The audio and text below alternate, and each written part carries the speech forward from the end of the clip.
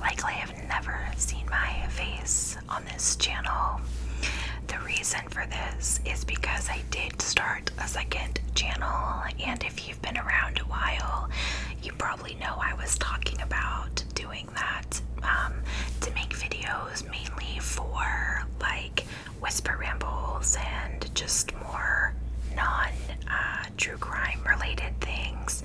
I don't do role plays, that's not my thing, but I do like a good ramble every once in a while, and so I decided to officially make that channel, and it is called Opal Sol. I will link it down in the description below, and I hope if you are somebody that likes ASMR content that is not strictly true crime, you will join me over there. Thank you so much, and let's jump into today's case. Welcome to today's video. It's been a minute since I made a true crime video, but better late than never, right? Since I opened with a video of myself, I am going to skip our typical housekeeping, and I will include that going forward in future videos. So today we will be talking about the Wembley Park murders.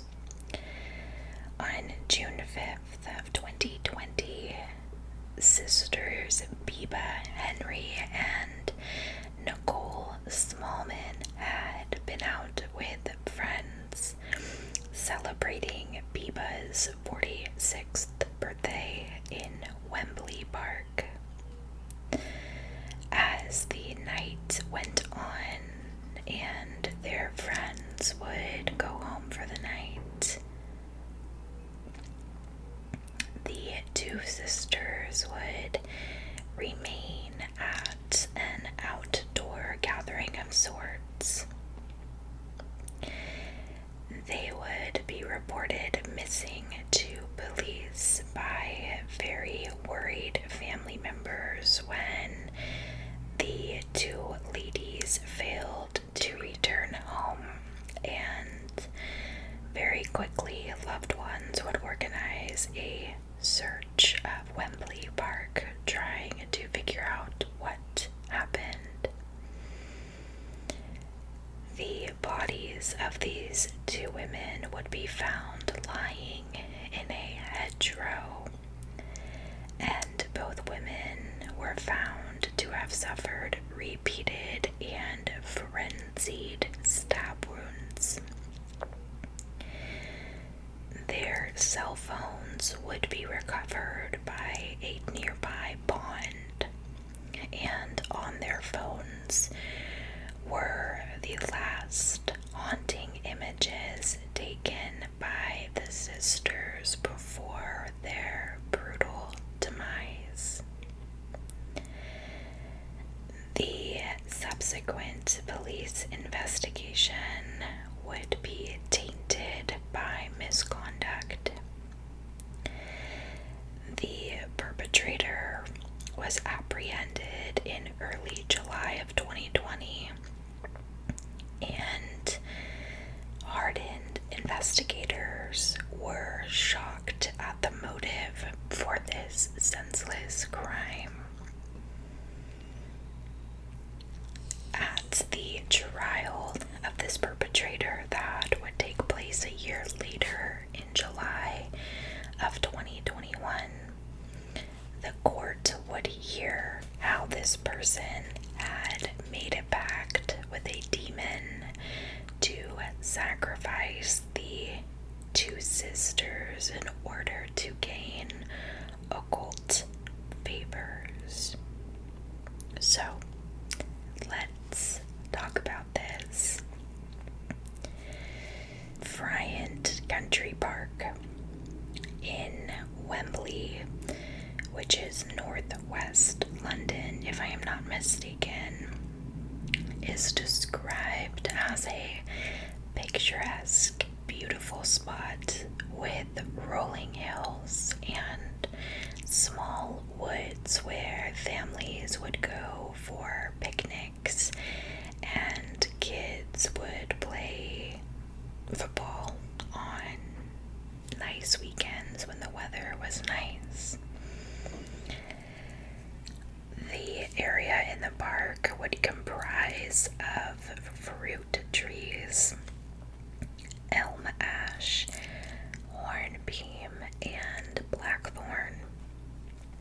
There are numerous high points in this park, including Gottsford Hill, Bean Hill, and Barn Hill, a wooded hill in the southwest at the top of which is found a fish pond. Friant Way, that links Kingsbury with Wembley, is parallel to an ancient track known as Hell Lane, which is believed to date back to the Saxon times or earlier. And it was here in this idyllic countryside close to the center of London that a horrific and senseless crime was committed that would shock not only the local community but the entire nation because of the tragic circumstances. So, on the evening of Friday, June 5th of 2020, a group of 10 people got together at Friant Country Park to eat, drink, listen to music, hang out, and just have a good time. Now, this was during the time of the COVID-19 pandemic restrictions and lockdown. So they were having this outdoor gathering in order to celebrate the 46th birthday of Biba Henry, who was a senior social worker in children's services. Amongst this group of friends was Biba's sister, 27-year-old Nicole Smallman, who was a freelance photographer from Harrow. The two women were the daughters of Wilhelmina or Mina Smallman, which was the Church of England's first female archdeacon from a black and minority ethnic background. So that night at the park, the friends would all get together around 7 o'clock at night, and gradually throughout the evening, people would leave to go home as it got later and darker outside. But by midnight, only the two sisters would still be left celebrating in the park. Even though the party had come to an end and people had gone home for the night, the two sisters were having such a good time, so they decided to stay out. They decided to light some fairy lights because it was dark outside, so it gave them a little bit of light, and they would continue on listening to music and danced. Now, earlier that evening,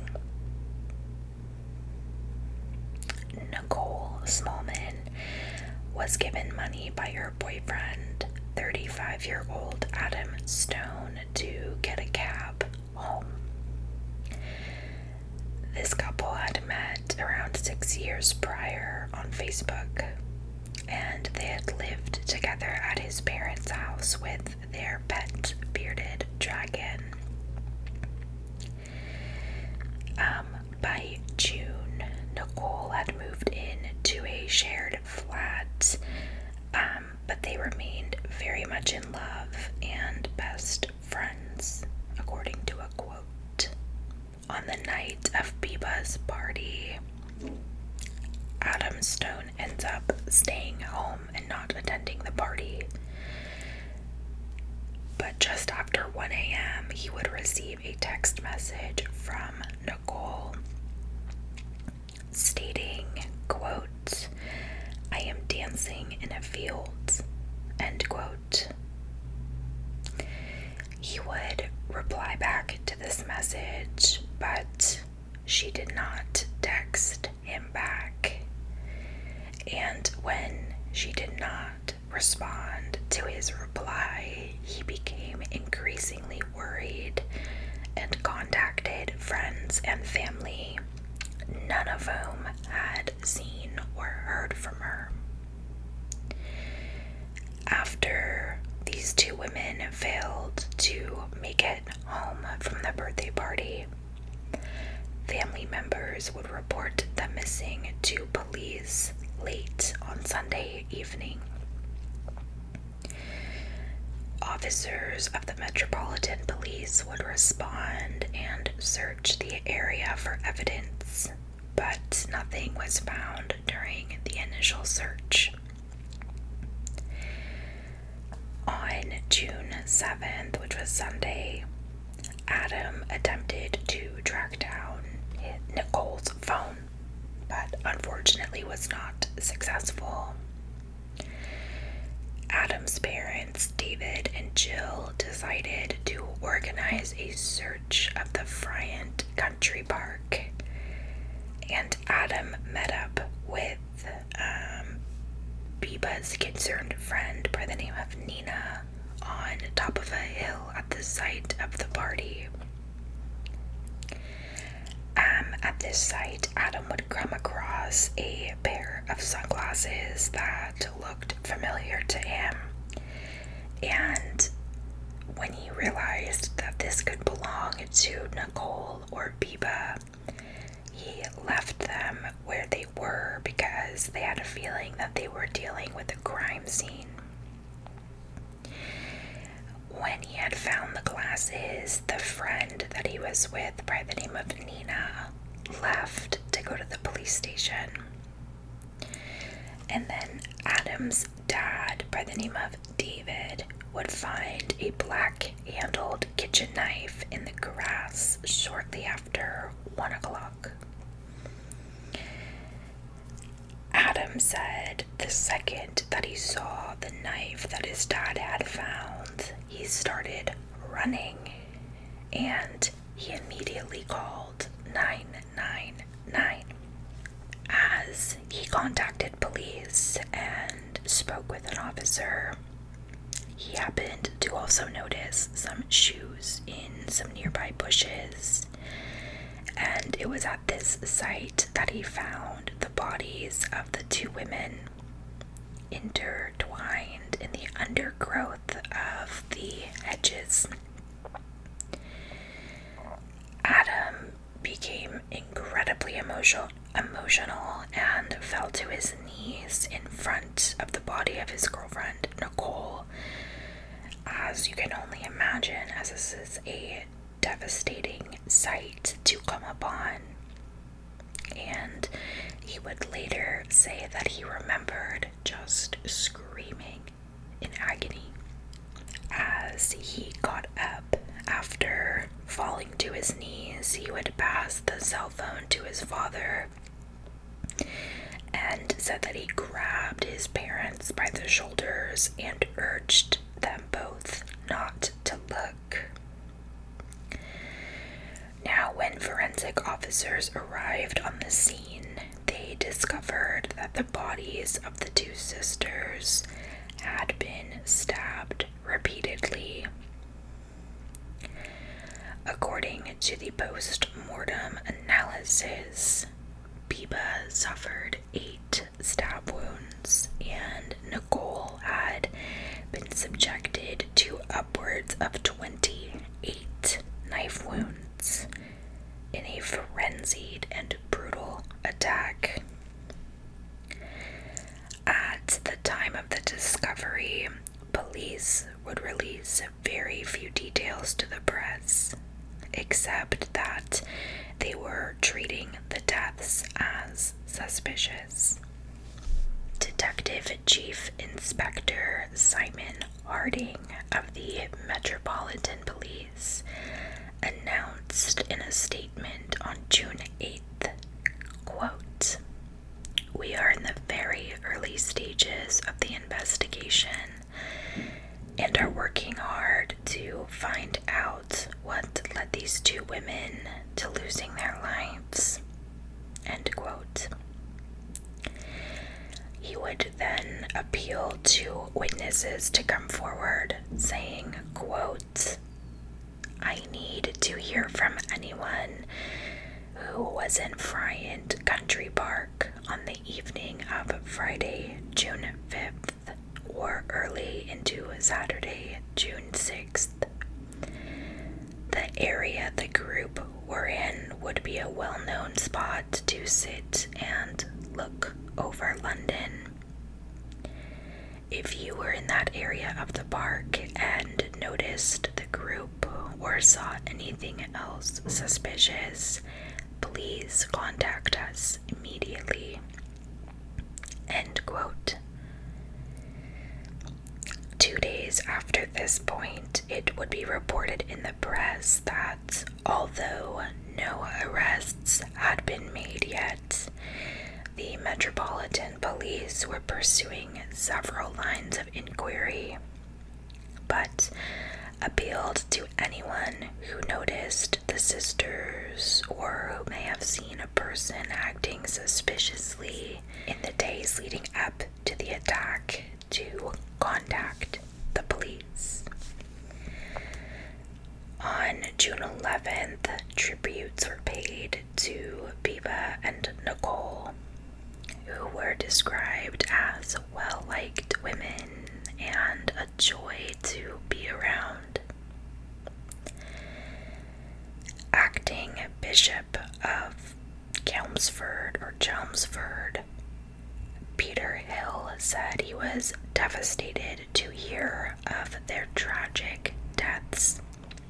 Nicole and Biba were the daughters of our former archdeacon and good friend Mina Smallman.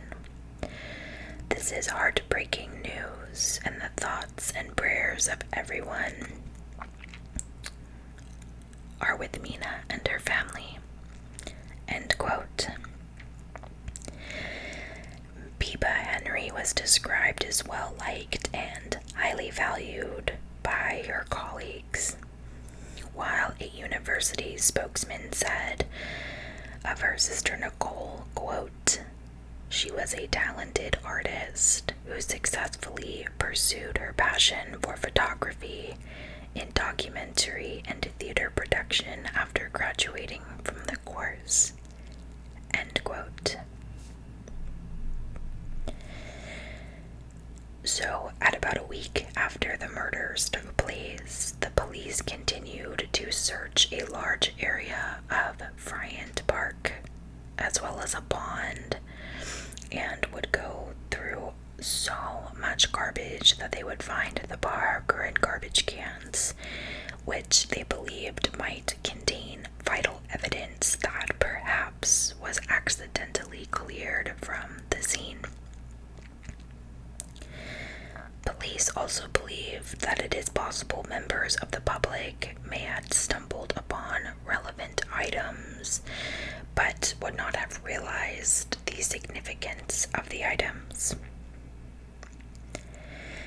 By June 12th, it was known that detectives believed the killer received or endured injuries during the attack, which would have caused significant bleeding, and appealed once again to the public, saying, quote, "Do you know anyone who had been wounded in the last week who is unable to account for their injuries? Someone out there knows something," end quote. It was the theory of police that the killer left the park through the Valley Drive entrance.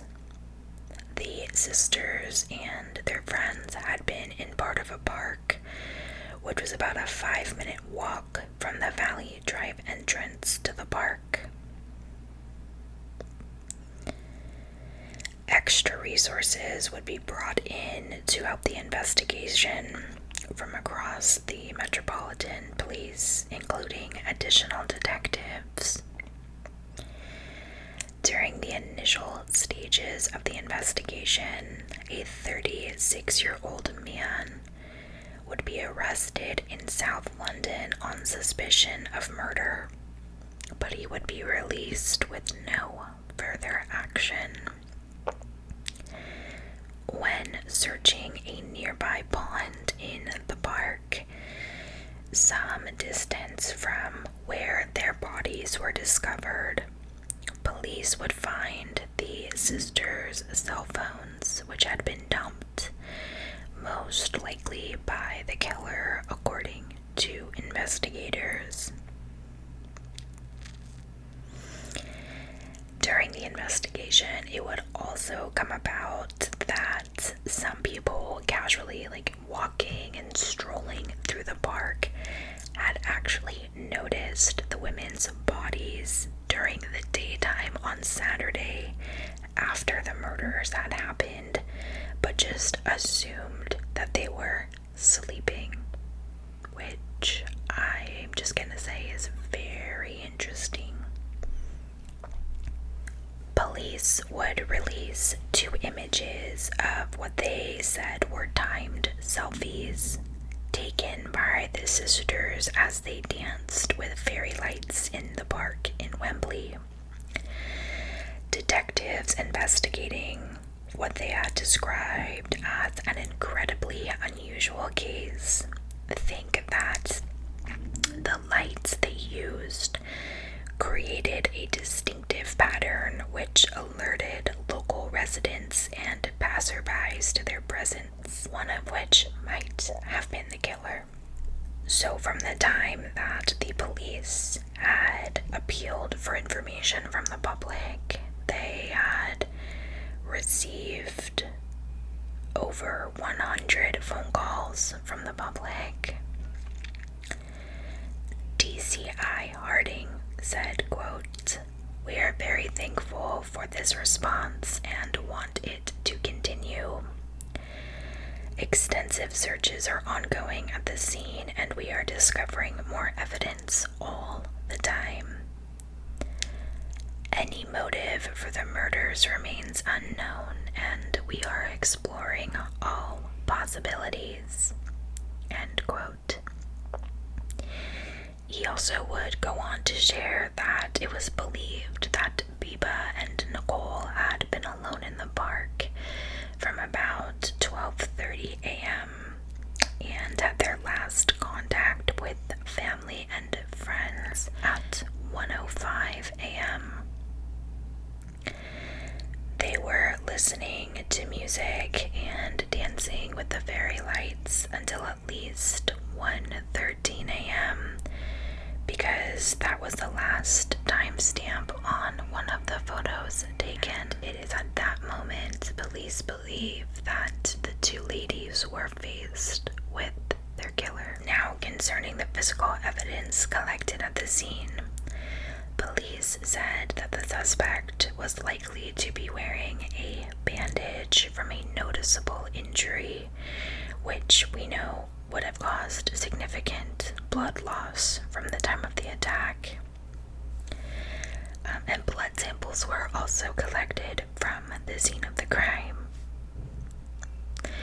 When DCI Harding was asked if he was concerned that this killer at loose or at large might strike again, he said, quote, "We always have a fear of what might happen, but we are assuring members of the public we are working around the clock."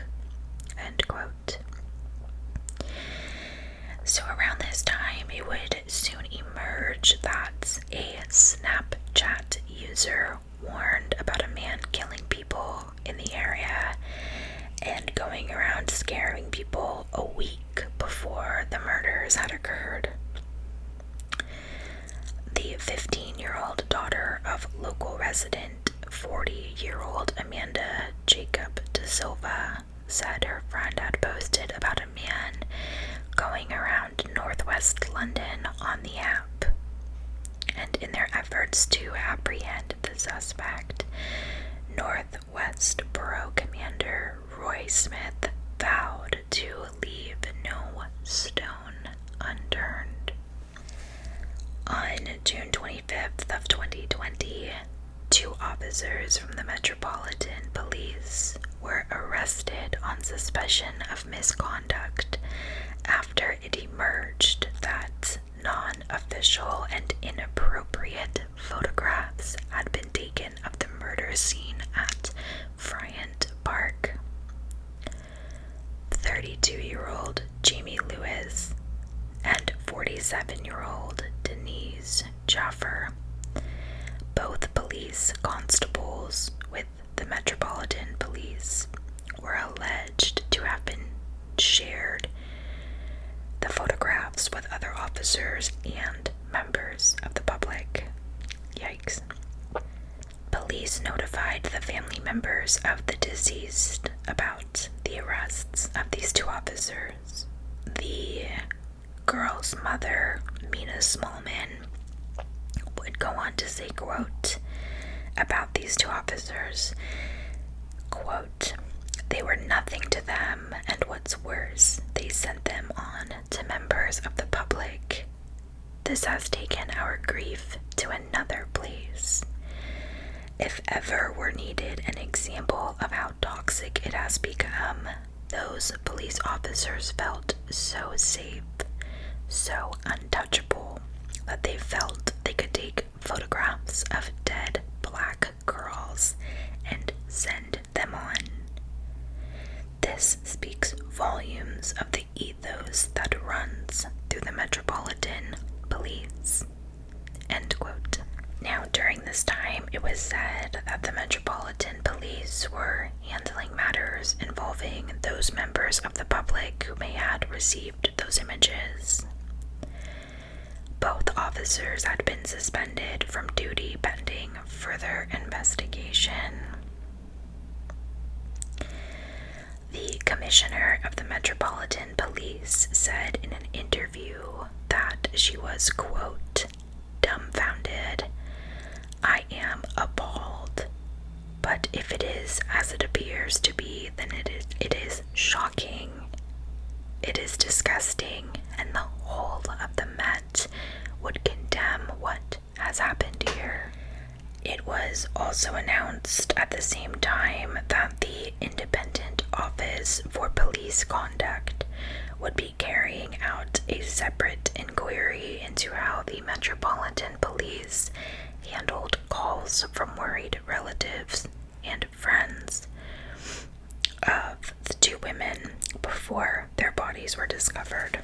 So almost a month after the murders, the Metropolitan Police would make a breakthrough with the DNA that was left at the crime scene when the suspected perpetrator left blood, presumably from that wound that would have been caused during a struggle with the victims. A DNA familial link was made by forensic experts to a man who had a past caution. Officers would raid an address in Guy Barnett Grove, Blackheath, in southeast London on July 1st, 2020.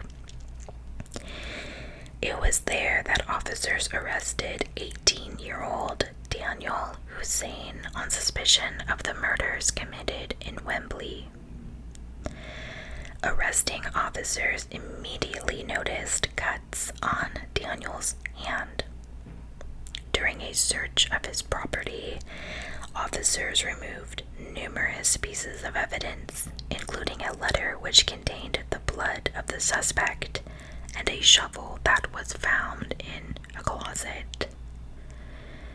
Daniel Hussein was taken into custody at Wandsworth Police Station and there was asked about the cuts to his hands that had 3 stitches. He would tell detectives that he was getting robbed and then would go on to say that he had autism, specifically Asperger's.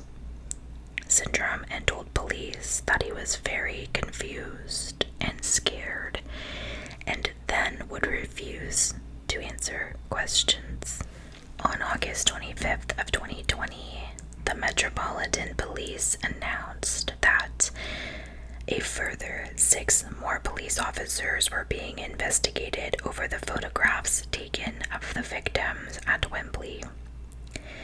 In the meantime, though, Daniel Hussein was charged with 2 counts of murder and was remanded in custody pending a trial. At a preliminary hearing on March 11th of 2021 at the Old Bailey, Daniel Hussein pleaded not guilty, and his trial was set for June of 2021.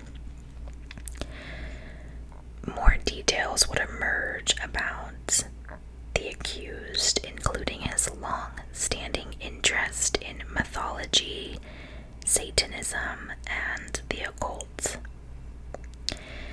It was discovered that in October of 2017, at the age of 15, Daniel had been referred to the de-radicalization scheme because of content he had accessed on school computers, including far-right material. He was then put on the channel program for the most concerning prevent cases, from which he was discharged in 2018, although he was seen again 6 and 12 months later. At Daniel's trial, which began on June 9th of 2021, the full details emerged concerning the motive behind the killings. Before Judge Philippa Whipple, Prosecutor Oliver Glasgow opened the case by explaining that Daniel had, quote, promised to sacrifice women in order to win the lottery and not to be suspected of the crimes he had committed. It would appear that the defendant had confidence that his plan would work, since following the fatal attacks upon Biba Henry and Nicole Smallman, the defendant purchased several lottery tickets, and there were 3 lottery tickets folded up inside the note that was found in his room. As it turned out, the D-man did not come good on the bargain, since not only did the defendant not win the lottery, but the police identified all the evidence that links him to these 2 murders. During the search of Daniel's mother's property, a letter was found which described Daniel's plans and which had been signed by the defendant in his own blood, which I will post a photo of. So in this letter, Daniel would promise to sacrifice 6 women every 6 months in exchange for winning the Mega Millions super jackpot. And it was inside of this note that the police found those 3 lottery tickets inside. Other notes would be found that contained occult symbols, along with a blue latex glove and a shovel. Over the 10 days following the murders, he spent more than £160 on lottery tickets and bets. All bets were not successful. In another note that was found in his room, Daniel offered blood to Demon Queen Byleth in exchange for making a girl at his school fall in love with him. Mr. Glasgow would say that Daniel denied that he wrote the note, but added, quote, given that it was was found in his bedroom has his finger and thumbprints upon it and is signed in his name and in his blood. The identity of the author may not prove difficult to discern. End quote. So, in order to carry out this murderous plan, Daniel had purchased weapons from a local market or store that security footage would show him buying a set of knives the day before the killings. While the day after the crime, Daniel would go to the hospital after sustaining cuts to his hand from a knife. DC Owen described to the court how other evidence had been found locally from when people that collect things left behind at the park essentially had taken items from the park. Is basically like how I gathered that information to be. And officers had been able to identify items through photographs taken earlier in the evening by friends that were at the birthday party. In the picture, the sisters were sitting on a gray blanket with cushions and picnic items strewn around. A large old doll received from the tip contained blood-stained gray blankets, an unopened sparkling wine bottle, a selfie stick, and LED color-changing lights, which the sisters had been using when taking photographs of themselves.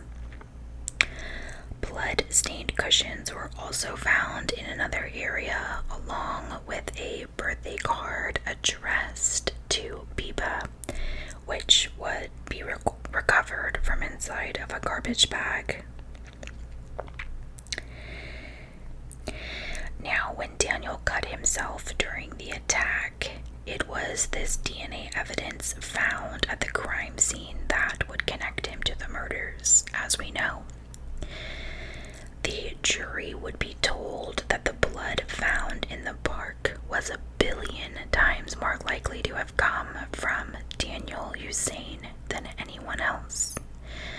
His DNA was at the scene, on the bodies of the victims, and on a blood-stained knife found nearby.